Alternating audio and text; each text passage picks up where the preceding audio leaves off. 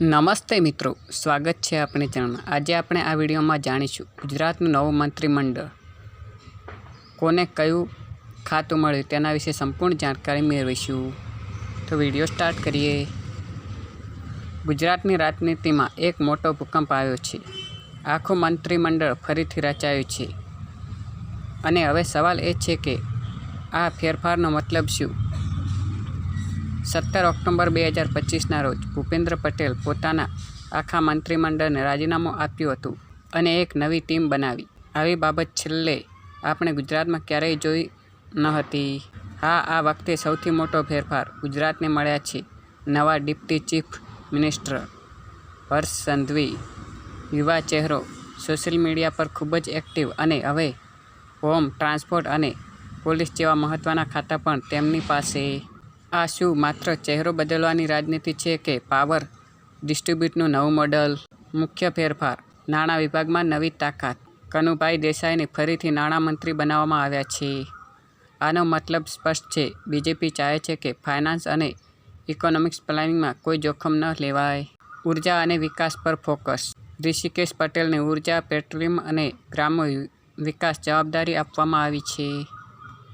ગુજરાત માટે આ ક્ષેત્ર ઇન્ડસ્ટ્રીયલ બેકબોન છે, એટલે કે આ નિર્ણયનો અર્થતંત્ર પર સીધો પ્રભાવ પડશે। નવો ચહેરો: રીવાબા રવિન્દ્રસિંહ જાડેજા, ક્રિકેટર રવિન્દ્રસિંહ જાડેજાની પત્ની હવે શિક્ષણ મંત્રાલયમાં રાજ્યમંત્રી તરીકે। આ નિર્ણય માત્ર રાજનીતિ નથી, પરંતુ ક્યુરિયોસિટી ઓફ સર્ચ સ્ટ્રેટેજી તરીકે પણ જોવામાં આવી રહી છે। મિનિસ્ટ્રીયલ ગેમ પ્લાન: આ આખી કેબિનેટમાં કુલ 26 મંત્રીઓ છે, 7 નવા ચહેરા, 4 મહિલા મંત્રીઓ અને 1 યુવા ડેપ્ટી સીએમ। ગુજરાતના 2027ના ચૂંટણી પહેલાં આ આખી કસરત એક સ્પષ્ટ સંદેશ આપે છે, બીજેપી ચાહે છે કે ફ્રેશ એનર્જી વિથ ઓલ્ડ સ્ટેટેબિલિટી। આગળ આપણે જાણીશું કોને કયું ખાતું આપવામાં આવ્યું છે તેના વિશે જાણીશું। મુખ્યમંત્રી શ્રી ભૂપેન્દ્ર રજનીકાંત પટેલ, તેમને ફાળવવામાં આવેલ વિભાગો: મુખ્યમંત્રી શ્રી ભૂપેન્દ્ર રજનીકાંત પટેલ, તેમને સામાન્ય વહીવટ, વહીવટી સુધારા અને તાલીમ ક્ષેત્ર અને બીજા અન્ય ખાતાઓ પણ ફાળવેલા છે, જે તમે સ્ક્રીનમાં જોઈ શકો છો। નાયબ મુખ્યમંત્રી, ડેપ્ટી સીએમ પણ કહે છે તેમને ફાળવેલ ખાતા: શ્રી હર્ષ સંઘવી, શ્રી હર્ષ રમેશકુમાર સંઘવી જેમનું નામ છે, તેમને ગૃહ, પોલીસ, હાઉસિંગ, જેલ, સરહદી સુરક્ષા, ગૃહ રક્ષક દળ, ગ્રામ રક્ષક દળ, આ બધા ખાતા તેમને ફાળવવામાં આવ્યા છે। મંત્રીઓને ફાળવેલા ખાતા વિશે જાણીએ। 1 નંબર, શ્રી કનુભાઈ મોહનલાલ દેસાઈ, તેમને નાણાં, ઉર્જા અને પેટ્રોકેમિકલનું ખાતું આપવામાં આવ્યું છે। 2 નંબર, જીતુભાઈ સવજીભાઈ વાઘાણી, કૃષિ અને ખેડૂત કલ્યાણ, સહકાર, પશુપાલન, ગોસંવર્ધન, મત્સ્ય ઉદ્યોગ અને પેટ્રોકોલ, તે ખાતા છે તેમના અંડરમાં। 3 નંબર, શ્રી ઋષિકેશ ગણેશભાઈ પટેલ, તેમને ફાળવેલ ખાતા: ઉર્જા અને પેટ્રોકેમિકલ, પંચાયત અને ગ્રામ ગૃહ નિર્માણ, વૈધાનિક અને સંસદીય બાબતો। 4 નંબર, શ્રી કુંવરજીભાઈ મોહનભાઈ બાવળિયા, શ્રમ, કૌશલ વિકાસ અને રોજગાર અને ગ્રામ વિકાસનું ખાતું। 5 નંબર, શ્રી નરેશભાઈ મગનભાઈ પટેલ, આદિજાતિ વિકાસ, ખાદી, કુટીર ઉદ્યોગ અને ગ્રામ ઉદ્યોગ। 6 નંબર, શ્રી અર્જુનભાઈ દેવાભાઈ મોઢવાડિયા, વન અને પર્યાવરણ, ક્લાઇમેટ ચેન્જ અને વિજ્ઞાન અને પ્રૌદ્યોગિકી ખાતા આપવામાં આવ્યા છે। 7 નંબર, ડૉક્ટર પ્રદ્યુમન ગનુભાઈ વજા, સામાજિક ન્યાય અને અધિકારિતા, પ્રાથમિક, માધ્યમિક અને પ્રૌઢ શિક્ષણ, ઉચ્ચ અને તાંત્રિક શિક્ષણ, એ ખાતા ફાળવવામાં આવ્યા છે। 8 નંબર, શ્રી રમણભાઈ ભીખાભાઈ સોલંકી, અન્ન, નાગરિક પુરવઠા અને ગ્રાહક સુરક્ષાને લગતી બાબતો, આ ખાતા ફાળવવામાં આવ્યા છે। એ હતા કેન્દ્રના મંત્રીઓ। હવે રાજ્યના મંત્રીઓ, રાજ્ય કક્ષાના મંત્રીઓ વિશે જાણીએ। 1. ઈશ્વરભાઈ ઠાકોરભાઈ પટેલ, એમને જળ સંપત્તિ, પાણી પુરવઠા, સ્વતંત્ર હવાલો આપવામાં આવ્યો છે। 2 નંબર, શ્રી પ્રફુલભાઈ છગનભાઈ પાનસોરિયા, એમને આરોગ્ય, પરિવાર કલ્યાણ અને તબીબ શિક્ષણ। સ્વતંત્ર હવાલો પ્રોટોકોલ રાજ્ય કક્ષાના.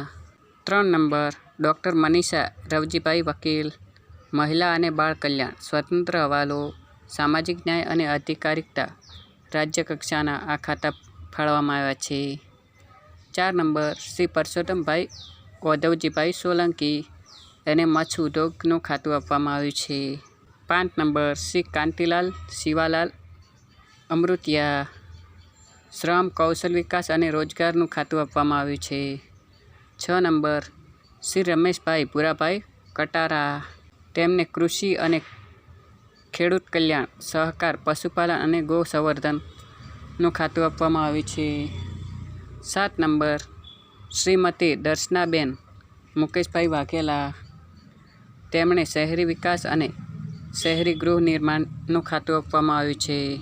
8 નંબર શ્રી કૌશિકભાઈ કાંતિભાઈ વેકરિયા તેમને કાયદા ન્યાયતંત્ર ઉર્જા અને પેટ્રોકેમિકલ વૈધાનિક અને સંસદીય બાબતોનું ખાતું આપવામાં આવ્યું છે.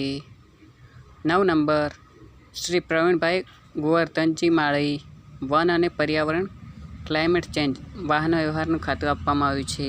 10 નંબર ડૉક્ટર જયરામભાઈ ચેમાભાઈ ગામિત રમતગમત યુવા સેવા અને સાંસ્કૃતિક પ્રવૃત્તિઓ સ્વૈચ્છિક સંસ્થાનું સંકલન ઉદ્યોગ લઘુ સૂક્ષ્મ અને મધ્યમ ઉદ્યોગ મીઠા ઉદ્યોગ છાપકામ લેખન સામગ્રી પ્રવાસન અને યાત્રાધામ વિકાસ નાગરિકન ઉદ્યાન આ ખાતા આપવામાં આવ્યા છે. 11 નંબર શ્રી તિકમભાઈ બીજલભાઈ છાંગા ઉચ્ચ અને તાંત્રિક શિક્ષણ વિશે ખાતું આપવામાં આવ્યું છે. 12 નંબર શ્રી કમલેશભાઈ રમેશભાઈ પટેલ નાણાં પોલીસ હાઉસિંગ જેલ સરહદી સુરક્ષા ગૃહ રક્ષણ દળ અને ગ્રામ રક્ષણ દળ નાગરિક સંરક્ષણ નશાબંધી અને આબકારી આ ખાતા સોંપવામાં આવ્યા છે. 13 નંબર શ્રી સંજયસિંહ વિજયસિંહ મહિડા મહેસૂલ અને આપત્તિ વ્યવસ્થા પંચાયત અને ગૃહ નિર્માણ ગ્રામ વિકાસ. 14 નંબર શ્રી પૂનમચંદ છનાભાઈ બરડા આદિજાતિ વિકાસ અન્ન નાગરિક પુરવઠા અને ગ્રાહક સુરક્ષાને લગતી બાબતોનું ખાતું સોંપવામાં આવ્યું છે. 15 નંબર શ્રી સ્વરૂપજી સરદારજી ઠાકોર ખાદી કુટીર અને ગ્રામોદ્યોગનું ખાતું સોંપવામાં આવ્યું છે. 16 નંબર શ્રીમતી રીવાબા રવિન્દ્રસિંહ જાડેજા જે આગળ આપણે વાત કરી હતી તેમને પ્રાથમિક માધ્યમિક અને પ્રૌઢ શિક્ષણ વિશેનું ખાતું આપવામાં આવ્યું છે. તે રવિન્દ્રસિંહ જાડેજાની પત્ની છે. તો જૂના નેતાઓ વિશે વાત કરીએ થોડી.